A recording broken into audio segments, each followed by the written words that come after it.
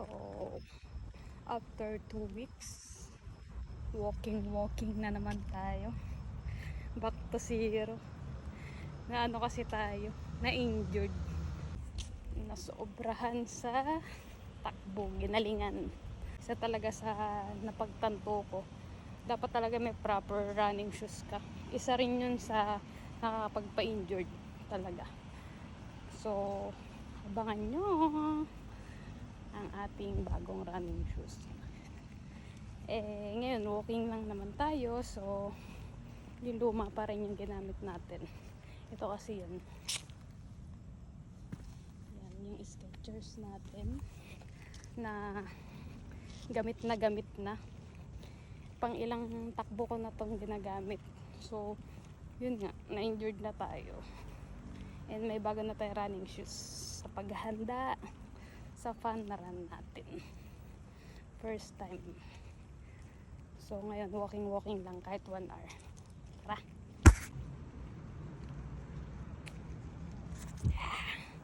Makakailan kaya tayong kilometers ngayong 1 hour?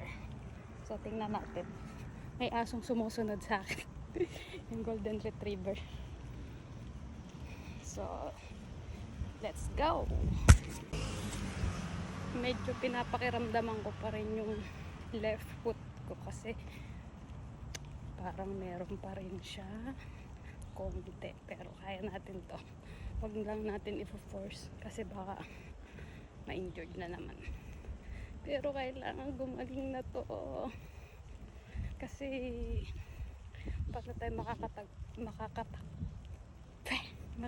makakatakbo sa fun run. First time pa naman natin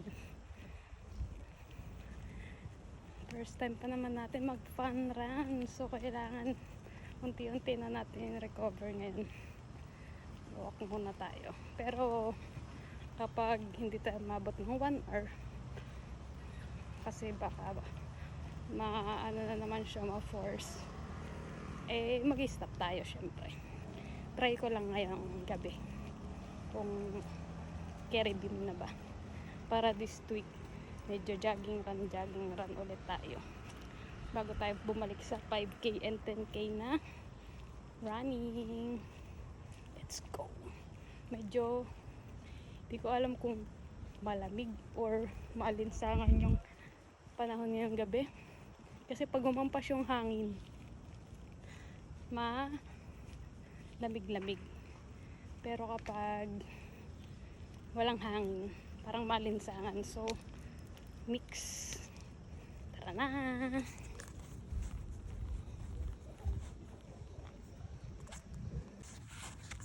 Ano nga ba yung naging injured natin? Ito ay ayon lang sa pagsa-search ko, yung plantar fasciitis. Tama ba? Basta yun ayon sa pagsa-search ko, yun. Pero napa-therapy ko na kasi siya and okay siya. Yan lang. Tapain lang natin habang naglalakad tayo ngayon. Pero meron naman akong ankle brace or band para malaman natin kung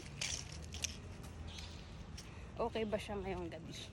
Ngayon ay nakaka 20 minutes 19 minutes and 20, basta magta 20 minutes na tayo ang lalakad and nakaka 1.53 pa lang tayo kasi parang hindi ko alam medyo nararamdaman ko siya ngayon, pero after ko kasi siyang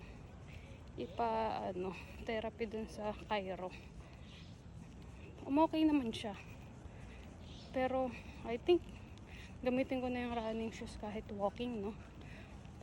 Kasi parang hindi na talaga okay itong shoes ko, so medyo nararamdaman ko siya ngayon.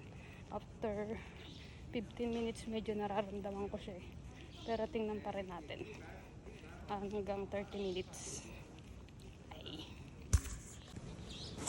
So siguro ngayon ay 3 kilometers lang muna tayong today kasi pakiramdaman muna natin ang ating paa. Bye.